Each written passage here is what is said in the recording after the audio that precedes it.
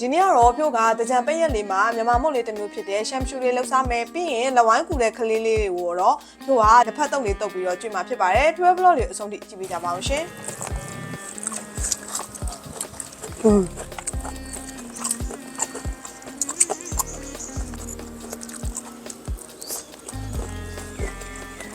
အားလုံးပဲမင်္ဂလာပါရှင်ထွေးပရိရှာနေပြန်လဲကြိုဆိုလိုက်ပါတယ်အခုကတော့ဒါတကြံတွင်းပေါ့နော်ရုံပိတ်ရက်တွေလည်းရှိတယ်ဆိုတော့အိမ်မှာမိသားစုဝင်တွေလည်းစုံနေပြီငါတို့လည်းကြောင်းပိတ်တယ်ဆိုတော့ဖြိုးတို့မုတ်လို့စားကြမှာပေါ့နော်ဘာမုတ်လို့စားမယ်ဆိုတော့လွယ်လွယ်ကူကူရှမ်ပရှူလို့ဖြိုးတို့ဘက်မှာခေါ်တာပေါ့တချို့ကတော့ရွှေထမင်းလို့ခေါ်တာပေါ့နော်အဲ့ဒါလေးလှုပ်စားမှာပါကဲဒါကတော့ကြံတကာပေါ့နော်ကြံတကာအရင်ကြိုပါမယ်ကြံတကာကတော့90သားပေါ့နော်ကြံတကာတုံးလေးတွေကြည်တဲ့အထိကိုမှွေပေးရမှာပေါ့နော်ဒါကြတော့ဖြိုးကလေကောက်မြင်စံ၄ဘူးအတွက်ပေါ့နော်ကြံတကာကို90သားသုံးထားပါတယ်ကဲတို့တွေဝိုင်းလုံးနေတယ်ဆိုတော့ဖြိုးကတော့ကောက်မြင်စိန်နာတာလေးဆက်ထားလိုက်တော့မယ်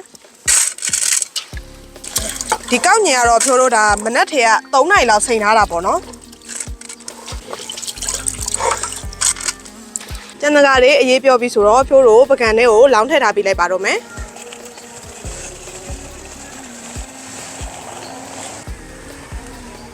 ကဲထညက်ရည်လေးရပြီဆိုတော့ဖြိုးတို့ကောက်မြင်စပေါင်းပါတော့မယ်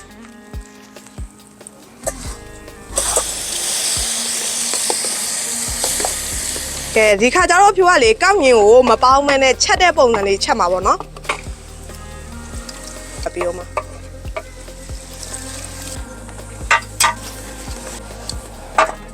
ကဲဒါဖုံးထားလိုက်ပါမယ်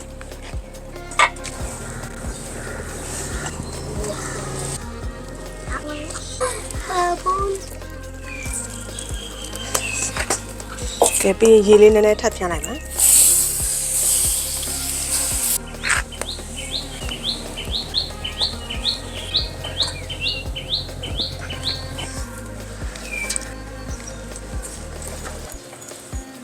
ကဲကောက်ညင်လေးရပရိတ်ဥလေးကြာနေမယ်ကဲကောက်ညင်ရပြီဆိုတော့ခုနကကြိုထားတဲ့ထညက်ရည်လေးလောင်းထည့်ပါတော့မယ်ကဲကြံတကာနဲ့ထိုးတော့လေမုတ်တွေကပို့လှတယ်သိလားကဲဒါကိုဖြိုးလို့စီးတဲ့အထိထိုးပေးရပါမယ်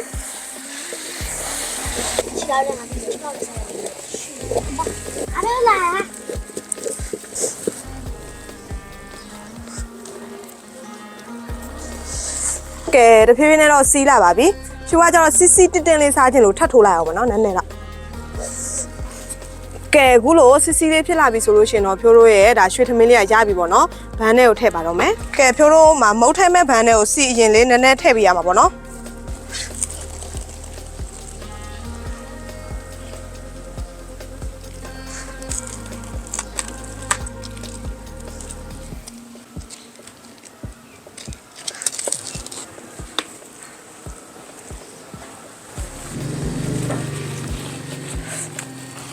ကဲအခုဆိုလို့ရှင်တော့ဖြိုးရဲ့ရွှေထမင်းလေးရသွားပါပြီဟာအိုးပါချက်ကုန်မို့လေဘိုက်ဆန်နေကြကုန်လား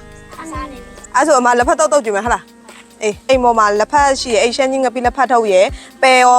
ခင်းညင်တီရောရှိရဲ့တက်ယူခဲ့သွားဟာအစုံပဲထမင်းမပေးလိုက်တာလားဟောโอเคရှမ်းကြီးငပိလက်ဖက်နဲ့ပေါ့ကဲလာတုပ်ကြည့်မယ်နော်လက်ဖက်တွေဖောက်တော့ဒီဘန်းနဲ့ထည့်နော်ဒါတော့အိမ်မှာရှိရရှမ်းကြီးငပိလက်ဖက်နဲ့ပဲသူတို့ဖြိုးတောက်ကြွေလိုက်တော့မှာပေါ့နော်လွယ်လွယ်ကူကူပဲ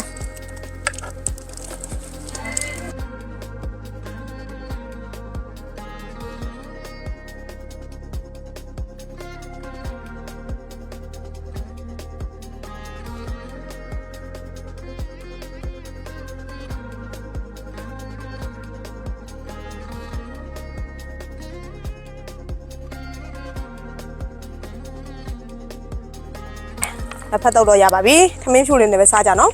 ထည့်လိုက်တော့နည်းနည်းချမ်းပြီးတော့ထမင်းလေးနဲ့ပါတုံမယ်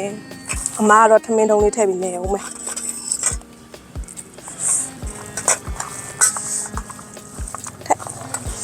ကဲလက်ဖက်ထမင်းကဘလူးစားချင်တယ်ပြောဒါစားမယ်သမီးစားဒါလည်းစားမယ်အေးတယောက်နည်းနည်းစီစားနော်ဟိုကလည်းစားနော်ဒီမုတ်ဖန်းနဲ့ပဲစားလိုက်ကြတော့မယ်တို့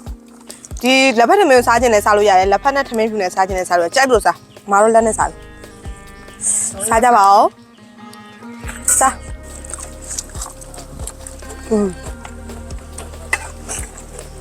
စား မျိုးစားနေမှာအချိုတဲဖို့မဟုတ်တက်လှီးပြီးမယ်နော်ကဲဒါတော့ခုနထိုးလုပ်ထားတဲ့ဒါရှမ်းမရှူပေါ့နော်ရွှေထမင်းလို့ခေါ်တဲ့ရှမ်းမရှူလေးအမြင်းနေနဲ့စားဖို့အတွက်ယူပေးလိုက်တာလာထက် စားကောင်းတာပဲ စားကောင်းကောင်းစား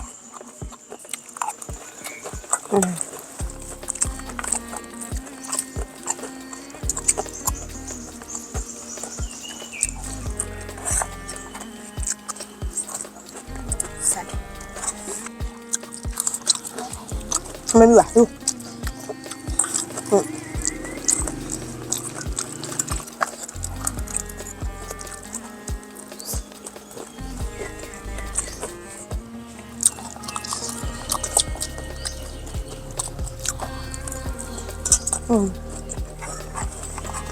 ူမှာထိုးကူတောက်စားသွားတာလေဒီရှမ်းချင်းငပိလက်ဖက်ထောင်တစ်မျိုးနဲ့အသုံးပြုတော့လှုပ်စားသွားတာမနော်ဘာမှမထည့်တော့ဘူးစီလေးနည်းနည်းပဲထည့်ပြီးတော့တခြားဘာအရသာမှမထည့်ပဲဒီတိုင်းစားတော့တော်တော်စားကောင်းတယ်တည်းอ่ะသူကကျတော့မှဈေးကလည်းဘတ်ဂျက်လည်းကိုက်တယ်ဆိုတော့ခလေးနဲ့အခုလိုစုပြီးစားရင်လေပျော်ကြကြီးဒီချိန်ဒါပိတ်ရက်ရှည်တွေပိတ်တယ်ဆိုတော့အိမ်မှာတစ်ခုခုလှုပ်စားခြင်းနဲ့လက်ဖက်တုပ်လေးစားခြင်းနဲ့ဆိုဒီရှမ်းချင်းငပိလက်ဖက်လေးကိုဆောင်းလာတော့အရန်အဆင်ပြေတော့ဗျာသူတို့ကတော့အခုအဆင်ပြေနေ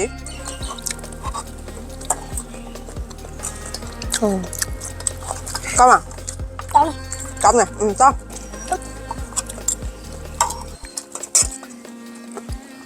စားဒီဘာတပိချမစားတော့အေးမစားနော် မဟုတ်စားချင်အေးစားပြအဲ့ဒါငါတို့ထမင်းစားစား စားကြပါဦးစားကြပါဦးစားကြပါဦးစားခဲနေမှာ စားကောင်းတာပဲ ဟာလားချိုးလေးနော်ဒီမဝကြတော့သူတို့စားချင်လို့သာဖြိုးလှေးပြလိုက်တာနည်းနည်းကြကြထားမှသူကမာပြီးတော့တစ်တစ်လေးဖြစ်တာအခုကတော့နည်းနည်းပျော့သေးတာပေါ့နော်အခုကြောက်ရ ကို မတော်ရဲလိုက်တော့မယ်နော်ပြီးမှဆက်စားတော့ကဲဖြိုးရဘလော့တော့ဒီမှာရွေးရဲလိုက်ပါတော့မယ်ဖြိုးတို့ဒါတကြံပိတ်ရက်မှာမြန်မာမုံတွေလှုပ်စားခြင်းနဲ့ဆိုရင်ဖြိုးတို့အခုလှုပ်စားသွားတယ်ရွှေထမင်းလေးလိုက်ပြီးလှုပ်စားကြည့်ကြအောင်နော်ဖြိုးတို့လက်ဖက်တုပ်စားခြင်းနဲ့ဆိုလို့ရှိရင်တော့ရှမ်းကြီးငပိလက်ဖက်ထောင်လေးနဲ့တုပ်စားဖို့တော့မမင်းနဲ့နော်သူကကြတော့ဈေးကလည်းဘတ်ဂျက်လည်းကိုက်တယ်ဆိုတော့မိသားစုတွေများများလှုပ်စားရင်ပို့ပြီးတော့စားကောင်းတယ်သိလားကဲအခုတော့ဒီမှာရဲလိုက်ပါတော့မယ်နောက်ဘက်ကိုကြောက်ရှင်ဖြိုးဘာကြီးချက်ပြပြီးတော့ဘာကြီးစားပြအောင်မယ်ဆိုတော့စမှကြည့်ရှုပေးကြပါဦးရှင်တဒါ